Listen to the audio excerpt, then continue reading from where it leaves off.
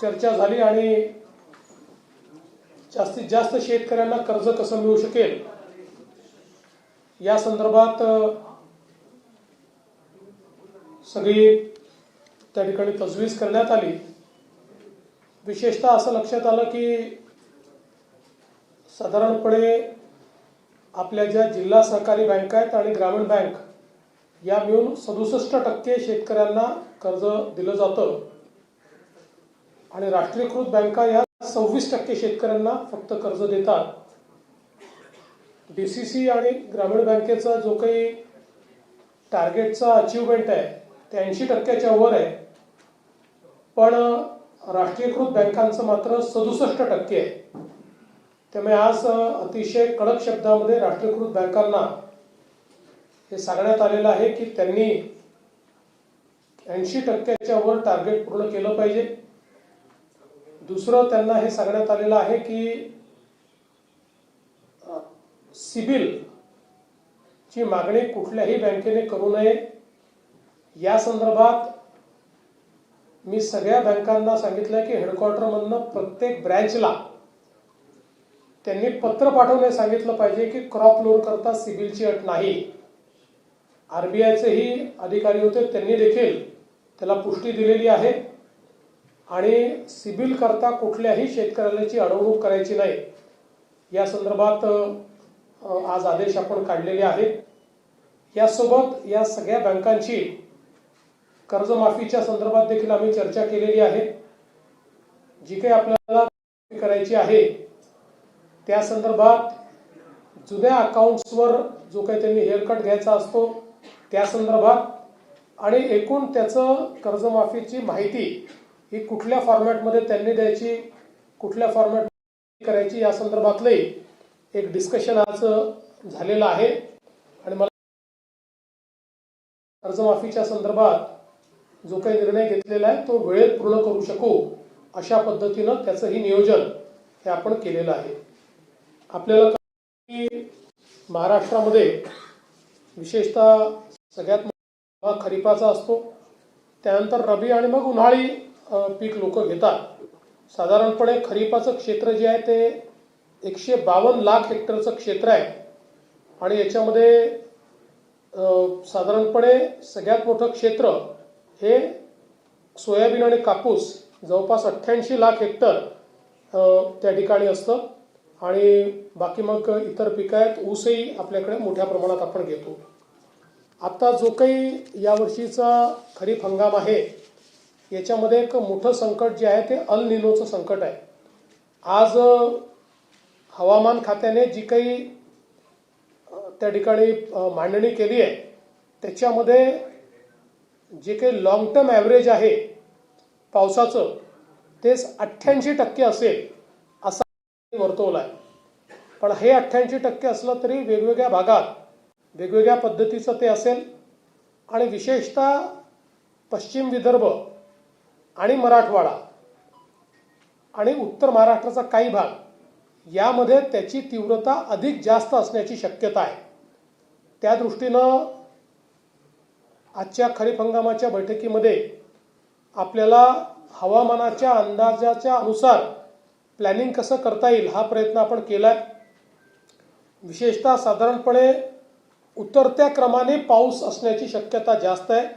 जूनमध्ये येईल त्यापेक्षा कमी, जुलैमध्ये त्यापेक्षा कमी, ऑगस्टमध्ये आणि त्यापेक्षा कमी सप्टेंबरमध्ये असा हा प्राथमिक अंदाज आहे।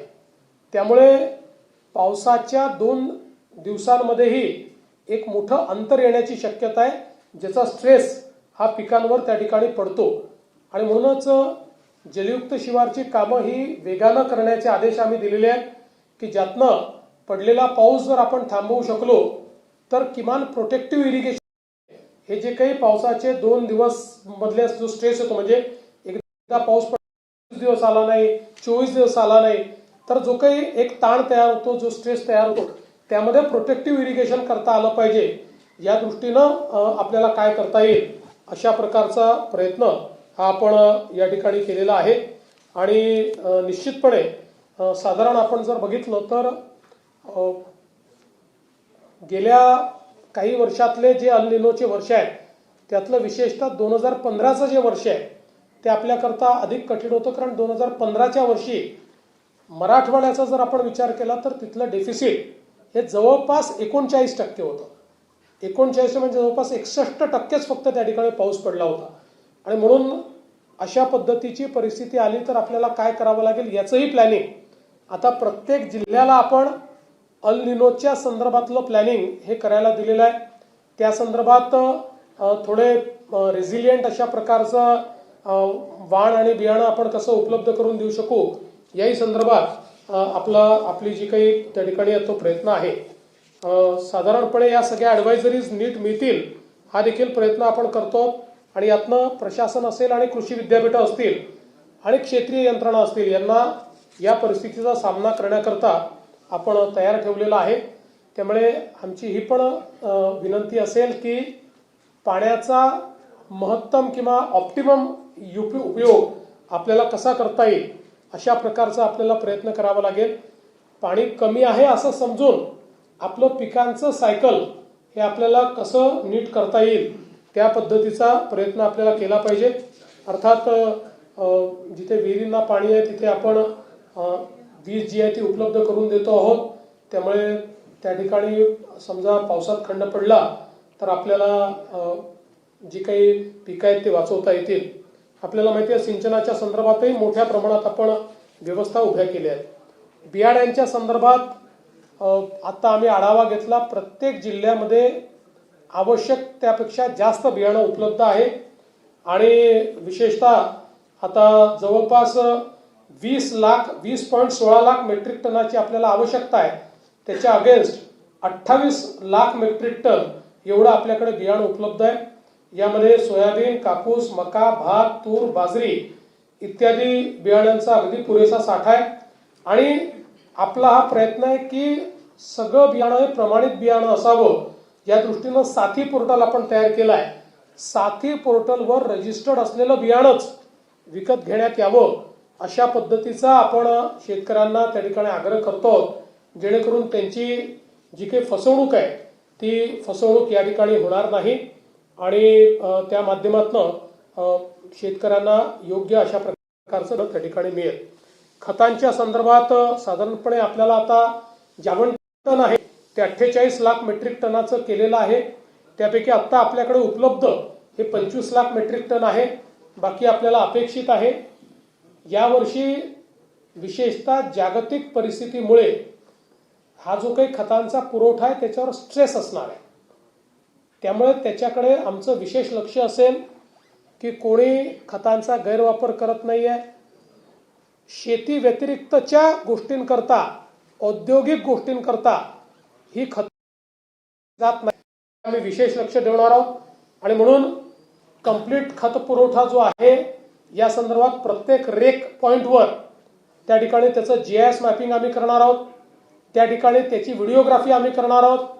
साधारणपणे प्रयत्न असा असेल की रेक पॉइंटवर ज्यावेळेस खत उतरतं त्यावेळी आपल्या विभागाचा माणूस तिथे उपलब्ध असलाच पाहिजे, जेणेकरून त्याची कंप्लीट ती जी काही अकाउंटेबिलिटी आहे ती अकाउंटेबिलिटी आपण त्या ठिकाणी करणार आहोत.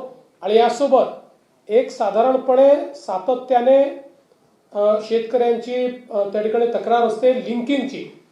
म्हणजे तुम्हाला DAP पाहिजे तर त्याच्यासोबत या 4 गोष्टी घ्या, युरिया पाहिजे तर त्याच्यासोबत या 2 गोष्टी घ्या. या संदर्भात अतिशय कडक धोरण आपण घेतलंय. त्यातला GR आपल्या कृषी मंत्र्यांनी यापूर्वीच काढलेला आहे. आणि यावेळेस रेकॉर्ड अशा पद्धतीनं आपण कारवाई केलेल्या आहेत. आणि जवळपास 400 पेक्षा जास्त आपण लायसन्सेस रद्द केलेले आहेत किंवा सस्पेंड केलेले आहेत. त्यामुळे कुठेही लिंकिंगची तक्रार आली तर त्याच्यावर सस्पेन्शनची कारवाई जी आहे ती कारवाई आपण निश्चितपणे या ठिकाणी करणार आहोत. यासोबत बनावट बियाणं, खते आणि कीटकनाशकाच्या विरुद्ध बनावट जे आहे त्याच्या विरुद्ध एक मोठी तपासणी मोहीम ही आपण हातामध्ये घेतली आहे. नैसर्गिक आपत्तीची मदत देखील आपण मोठ्या प्रमाणात त्या ठिकाणी दिलेली आहे. आज आपण 4 महत्त्वाच्या गोष्टी लॉन्च केलेल्या आहेत. यामध्ये महाविस्तार 2.0 हा आपण एक ॲप आज त्याचं लॉन्चिंग केलं आहे. आपल्याला माहिती आहे की आता 40 लाख लोक महाविस्तार ॲपवर आपल्या आले आहेत. याचं नवीन व्हर्जन आहे, ज्या व्हर्जनमध्ये एक प्रकारे हा ॲप म्हणजे शेतकऱ्याचा घरचा कृषी तज्ज्ञ. शेतकरी आपल्या भाषेमध्ये त्याच्यावर संदेश पाठवून उत्तर मिळवू शकतो. शेतकरी बोलून आपला AI एजंट त्याला उत्तर देतो. त्यामुळे पूर्णपणे शेतकऱ्याला पाहिजे क्रॉपिंग पॅटर्नपासनं, कीड नियंत्रणापासनं किंवा पुढच्या काळामध्ये जे काही पिकांचे भाव आहेत त्याच्यापर्यंत 100% सगळी माहिती ही या महाविस्तार ॲपवर शेतकऱ्यांना उपलब्ध आहे. आणि याच्या व्यतिरिक्त आपण कॉलिंगची सिस्टीमही सुरू केलेली आहे. म्हणजे आता आपण शेतकऱ्यांना या ॲपवर त्यांच्या भागात पाऊस कधी पडेल हे पण कळणार आहे, किती पडेल साधारणपणे त्याचा अंदाजही त्यांना येणार आहे. आणि या संदर्भात एक कॉलिंगची व्यवस्था पण आपण करतो की जो कॉल देखील त्यांना जाणार आहे. आणि साधारणपणे AI आधारित कॉल असला तर या इंटरॅक्टिव्ह कॉल असेल. हा जो AI एजंट आहे हा स्मार्ट एजंट असल्यामुळे जणू काही आपण त्या बाईशी किंवा माणसाशीच बोलतोय अशा प्रकारे त्यांना सगळ्या प्रश्नांची उत्तरं ही या कॉलच्या माध्यमातून किंवा या नंबरवर मिळू शकतील अशा प्रकारची व्यवस्था आपण केली आहे. याच्यासोबत क्रॉपसॅप ही देखील एक व्यवस्था आपण केली आहे. म्हणजे पिकाचा कुठल्याही स्टेजवर फोटो काढून याच्यावर जर अपलोड केला तर क्रॉपसॅपच्या माध्यमातून त्या क्रॉपिंग सायकलमध्ये त्या पिकाची परिस्थिती काय आहे, त्याच्यावर कीड येण्याची शक्यता असेल तर त्याची माहिती मिळेल. कीड आली असेल तर त्याच्या नियंत्रणाकरता काय केलं पाहिजे हे सांगितलं जाईल. त्या स्टेजला त्याला जर कुठल्या मायक्रोन्यूट्रिएंटची आवश्यकता असेल तर त्याची माहिती दिली जाईल. एका फोटोने ही सगळी माहिती ही शेतकऱ्याला या क्रॉपसॅपच्या माध्यमातून आणि या ॲपच्या माध्यमातून मिळणार आहे. म्हणजे एक प्रकारे शेतकऱ्याला या संपूर्ण प्रक्रियेमध्ये एआयच्या मदतीने आणि सगळी 4 विद्यापीठं याच्याशी जोडलेली आहेत त्या एक्सपर्ट्सच्या मदतीने पाहिजे ती मदत आपण देणार आहोत. त्याचं लॉन्चिंग आपण केलं आहे. दुसरं आपण या ठिकाणी जो डिजिटल क्रॉप सर्व्हे DCS केंद्र सरकारने आता DCSची व्यवस्था केली आहे त्याचं आपण आज लॉन्चिंग केलेलं आहे. DCS मध्ये आपल्या मोबाईलने आपण आपल्या क्रॉपचा सर्व्हे जो आहे हा अपलोड करू शकतो. त्याच्यामध्ये ड्रॉपडाऊन मेन्यू आहे. कोणीही साध्यातल्या साधा शेतकरी तो करू शकतो. आमच्याकडे कोणी तपासणीला आलं नाही हे सांगता येणार नाही. अनेक वेळा कापसाच्या ऐवजी सोयाबीनचा विमा काढला जातो म्हणजे किंवा दुसऱ्याच पिकाचा विमा काढला जातो. असं आता करता येणार नाही.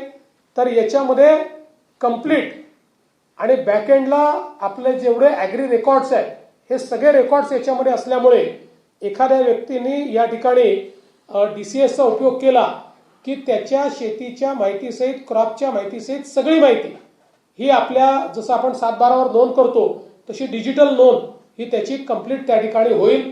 त्यामुळे ज्या काही पुढे इन्शुरन्समध्ये अडचणी येतात, ज्या गडबडी होतात, या सगळ्या गडबडी याच्या माध्यमातून पूर्णपणे बंद होणार आहे. आणि जिथे काही ठिकाणं डोंगराळ भाग आहेत त्या ठिकाणी कनेक्टिव्हिटी नसते तिथे त्यांनी फोटो काढून नंतर कनेक्टिव्हिटीमध्ये येऊन जरी अपलोड केलं तरी ते अपलोड होणार आहे. आणि जणू काही त्यांनी तिथेच अपलोड केलं अशा पद्धतीनं ते अपलोड होणार आहे. हे देखील आपण लॉन्च केलेलं आहे. दुसरं सेंट्रल बँक डिजिटल करन्सी आपण आज या ठिकाणी केलेली आहे. CBDC म्हणजे सेंट्रल बँक डिजिटल करन्सी म्हणजे आता शेतकऱ्याला त्याला जर एखाद्या योजनेचे जे पैसे आहेत ते त्याच्या वॅलेटमध्ये जातील आणि अप्रूव्ड वेंडर जो आहे त्यांनी जर ती गोष्ट विकत घेतली तर अप्रूव्ड वेंडरला त्याच्या वॅलेटमधनं ते पैसे मिळतील. त्यांनी जर घेतले नाही तर ते पैसे परत येतील. अशा पद्धतीनं DBTच्या पुढच्या म्हणजे डिजिटल करन्सीवर आता आपण गेलेलो आहोत. त्याचं पण आज लॉन्च आपण केलेलं आहे. आणि याच्यामध्ये एक अजून महत्वाची गोष्ट आहे. अलीकडच्या काळामध्ये आपण जे काही एक्सपोर्ट करतो त्या एक्सपोर्टमध्ये अनेक वेळा कंटेनर याकरता परत येतात की जो काही माल आहे त्याची ट्रेसेबिलिटी नसते. त्यामुळे आता आपण blueprint for traceability in crops and fruits याचा लॉन्च केलेला आहे. त्यामुळे नुसतं त्याच्या जो काही QR कोड आहे त्याच्यावर क्लिक केल्यानंतर कुठल्या जिल्ह्यातल्या कुठल्या तालुक्यातल्या कुठल्या शेतीमध्ये त्या ठिकाणी ते तयार झालेलं आहे, आंबा असेल तर कुठे तयार झालाय, कुठे त्याचं झाड आहे इथपासनं तर पलीकडच्या काळामध्ये त्यात काय काय वापरलेलं आहे इथपर्यंतचं सगळं सर्टिफिकेशन हे त्या डिजिटल ट्रेसेबिलिटीमध्ये उपलब्ध असेल. त्यामुळे त्याचा देखील एक मोठा फायदा जो आहे हा या ठिकाणी निश्चितपणे होणार आहे. मला असं वाटतं की ह्या ज्या 4 गोष्टी आपण अनाऊन्स केलेल्या आहेत यामुळे शेतकऱ्यांना मोठा फायदा होणार आहे. तिसरं 5वं ॲग्रीस्टॅक आपण जे तयार केलेलं आहे, आता सगळ्या योजना या ॲग्रीस्टॅकला आपण त्या ठिकाणी जोडलेल्या असल्यामुळे योजनांचा गैरफायदा कोणाला घेता येणार नाही आणि त्या माध्यमातून सगळ्या शेतकऱ्यांपर्यंत आपण त्याचा फायदा हा निश्चितपणे पोहोचवू शकू. शेती शाळा आपण घेतल्या आहेत ज्याच्या माध्यमातून मोठ्या प्रमाणात शेतकऱ्यांचं प्रशिक्षण आपण केलं आहे. महाडीबीटी असेल त्याच्या माध्यमातून आपण जर बघितलं आतापर्यंत 25-26 मध्ये महाडीबीटीच्या माध्यमातून 91,649 कोटी रुपये आपण वितरित 91,649 कोटी रुपये आपण वितरित केलेले आहेत आणि त्या माध्यमातून शेतकऱ्यांना मोठ्या प्रमाणात आपण फायदा दिलाय. पीक विम्याच्या संदर्भात देखील नुकसान भरपाई दिली आहे. गोपीनाथ मुंडे शेतकरी अपघात सुरक्षा योजनेमध्ये आपण त्याची मदत देखील दिली आहे. त्यात या सगळ्या गोष्टी सांगून आपला फार वेळ या ठिकाणी घेणार नाही. सेंद्रिय आणि नैसर्गिक शेती करता आपण मिशन सुरू केलंय, त्यामध्ये देखील मोठ्या प्रमाणात आपल्याला फायदा मिळतोय. फलोत्पादन आणि कृषी प्रक्रिया याच्यामध्ये मला असं वाटतं की अतिशय चांगलं काम हे आपल्याकडे झालेलं आहे. स्मार्ट प्रकल्प असेल, नानाजी देशमुख कृषी समृद्धी प्रकल्प असेल, यामध्ये देखील आपलं काम अतिशय वेगाने चाललेलं आहे आणि विशेषतः कृषी निर्यातीच्या क्षेत्रात आपल्या महाराष्ट्राने अतिशय चांगलं काम केलं आहे. देशातनं जी द्राक्ष निर्यात आहे त्याच्यामध्ये 94% 94% निर्यात महाराष्ट्राने केली आहे. आंब्यामध्ये निर्यात महाराष्ट्राने केली आहे. डाळिंबामध्ये 85% निर्यात ही महाराष्ट्राने केली आहे. केळींमध्ये 86% निर्यात ही महाराष्ट्राने केली आहे. कांद्यामध्ये 85% निर्यात महाराष्ट्राने केली आहे आणि भाजीपाल्यामध्ये 10% निर्यात महाराष्ट्राचा वाटा आहे आणि आंब्याच्या पल्पमध्ये 33% वाटा. म्हणजे जवळपास कृषी निर्यातीमध्ये पहिल्या क्रमांकावर आता आपलं महाराष्ट्र आहे आणि पुढे देखील ते राहावं अशा प्रकारचा शेती स्टार्टअपच्या संदर्भात आपण नुकतंच हॅकेथॉन घेतलेला आहे आणि त्यातनं नवीन स्टार्टअप्स कसे सुरू करता येतील हा प्रयत्न देखील आपण या ठिकाणी करतो आणि विशेषतः एआयचा वापर करून उत्पादन खर्च 25% कमी कसा करायचा आणि उत्पादकता कशी वाढवायची याही संदर्भात आपलं काम चाललेलं आहे. सगळ्या गोष्टींचा आज या ठिकाणी आढावा घेऊन आणि त्याचं प्लॅनिंग आम्ही केलंय. जसं मी सांगितलं की 2 गोष्टी यावर्षी मोठे चॅलेंजेस असतील. एक तर अल निनोमुळे कमी पाऊस आणि दुसरा जागतिक परिस्थितीमुळे खतांचं व्यवस्थापन, या 2 गोष्टी चांगल्या पद्धतीनं करण्याचा प्रयत्न आम्ही करू. माननीय कृषी मंत्री असतील, सगळ्या मंत्र्यांनी त्या ठिकाणी आपल्या भावना देखील व्यक्त केलेल्या आहेत, प्रश्न देखील मांडलेले आहेत, त्याची उत्तर त्या ठिकाणी देण्याचा प्रयत्न हा आपण केलेला आहे. धन्यवाद. सर, 2 प्रश्न आहेत. कर्जमाफी वेळ झाल्यामुळे म्हणजे अंमलबजावणी वेळ झाल्यामुळे नवीन कर्ज शेतकऱ्यांना मिळत नाही आहे सध्या ग्रामीण भागामध्ये. या बाबतीत काय चर्चा झाली किंवा सरकार काय करणार? दुसरा प्रश्न असा आहे, अनेक पेट्रोल डिझेल पंप बंद आहेत सर. मशागतीची पेरणीपूर्वीची जी कामं आहेत ती होत नाही. ट्रॅक्टरला डिझेल मिळत नाही, मशीनला पेट्रोल इंधन मिळत नाही. असं आहे की आपण 30 जून पूर्वी कर्जमाफी करतोय, त्याच्यामुळे पुढच्या हंगामाकरता आपले शेतकरी पात्र असणार आहे. आपण जर सायकल बघितलं तर बहुतांश शेतकरी हे जूनच्या शेवटी जुलैमध्येच त्या ठिकाणी कर्ज घेत असतात. त्यामुळे आपण ते सायकल चेक केलेलं आहे आणि म्हणून उलट यावर्षी शेतकरी पात्र होतील आणि त्यांना आणि आम्ही आज बँका सांगितलं की एकदा आम्ही यादी अप्रूव्ह केली की त्याच्यानंतर आमचे पैसे आले नाही तरी तुम्ही त्यांना कर्ज द्या, कारण आमचे पैसे जमा होणारच आहे आणि आमच्या पैसे जमा व्हायला विलंब झाला तर तुम्हाला व्याज मिळतं. तर तेही त्यांनी मान्य केलं आहे. त्यामुळे तो प्रश्न येणार नाही. डिझेलच्या संदर्भातला थोडा मुद्दा हा ग्रामीण भागांमध्ये आता या ठिकाणी तयार झालाय. सगळ्या जिल्हाधिकाऱ्यांना सूचना दिल्या आहेत, कारण साधारणपणे जो कोटा असतो तो सगळा कोटा मिळतोय, पण अचानक वापरामध्ये 20-25% वाढ ही काही ठिकाणी दिसते. तर याचा अर्थ असा आहे की थोडं साठवणूक किंवा काही लोक अधिक साठेबाजी करतायत, तर त्या संदर्भात रेशनिंग तर मी म्हणणार नाही, पण नियोजन हे करण्याचे आदेश आपण दिलेले आहेत. गेल्या 10-15 वर्ष थकीत असलेल्या शेतकऱ्यांना त्यांना खरीप कर्जमाफीची जास्त गरज आहे, मात्र सरकार पीक कर्जच माफ का करते? जे कृषी कर्ज घेतलेले शेतकऱ्यांनी शेतीसाठी जी थकीत आहेत ते कृषी कर्जच आहे, ते पीक कर्जच आहे, तेच कर्ज आपण माफ करतो. सर, सिबिल संदर्भात गेल्या वर्षी सुद्धा तुम्ही राष्ट्रीयकृत बँकांना सांगितलं होतं, पण त्यांनी सिबिलची अट लावल्यामुळं कर्ज वितरण झालं नाही आणि हे दरवर्षी त्यांचा रेशो कमीच असतो. तर यावर्षी आता खरोखर त्यांना काय बघा, यावर्षी फार कडक निर्देश दिलेले आहेत, त्यांना सांगितलंय, तरी 1-2 नमुने निघतीलच, मला पूर्ण विश्वास आहे, पण त्या नमुन्यांचा बंदोबस्त करू. पीक विमा शेतकऱ्यांना भेटत नाही. गेले धाराशिव जिल्ह्यातला पीक विमा आणखी काही जिल्ह्यांमध्ये पीक विम्याच्या संदर्भात प्रश्न निर्माण झालेले आहेत. त्या संदर्भात मुख्य सचिवांना सांगितलेलं आहे की ती बैठक तुम्ही घ्या. ती बैठक घेऊन त्यातल्या ज्या अडचणी आहेत त्या अडचणींच्या संदर्भात मी स्वतः केंद्रीय मंत्र्यांची देखील चर्चा केलेली आहे. केंद्रीय मंत्री देखील त्याच्यावर बैठक घ्यायला तयार आहेत.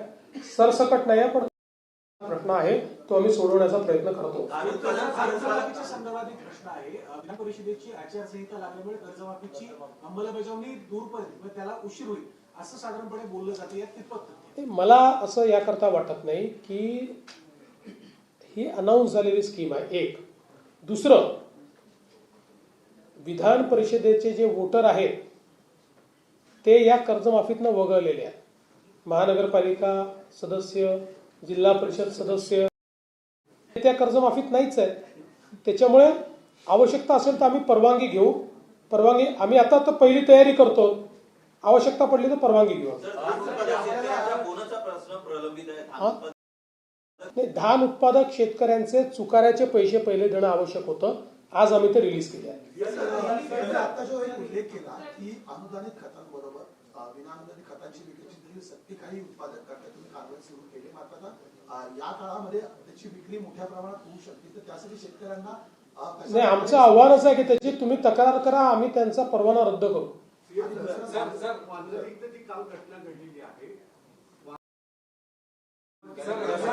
वांद्रे ईस्ट म्हणताय.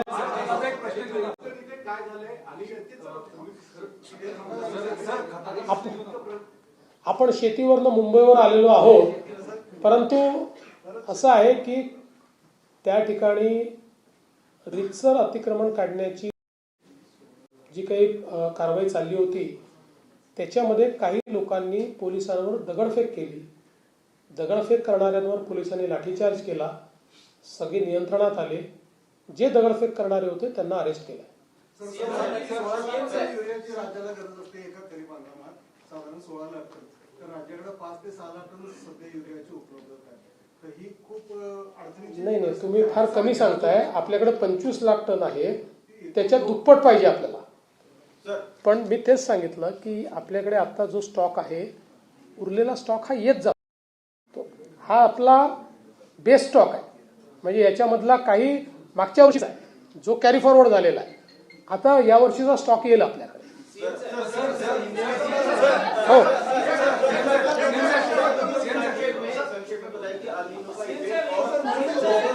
राहू दे आता.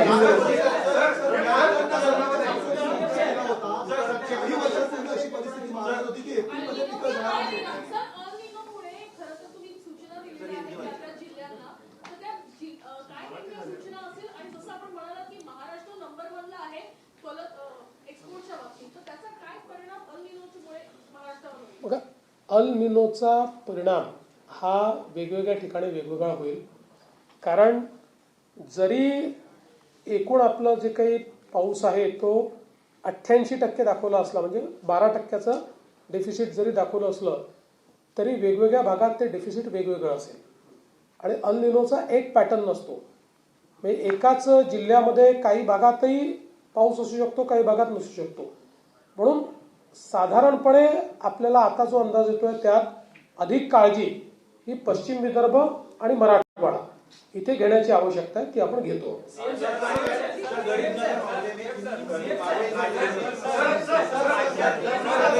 चला हिंदी वाल्यांना एक उत्तर द्यावं लागेल मला. देखो, जो बांद्रा पूर्व में जो कार्रवाई चल रही है उसमें अतिक्रमण निकालने का कार्य चल रहा है. अतिक्रमण निकालते समय कुछ लोगों ने पत्थरबाजी की, पुलिस पर पत्थर फेंके, इसलिए पुलिस ने उनके ऊपर लाठीचार्ज किया, उनको कंट्रोल में लाया. उसके बाद जो पत्थर फेंकने वाले थे उनको अरेस्ट किया है. चला, धन्यवाद.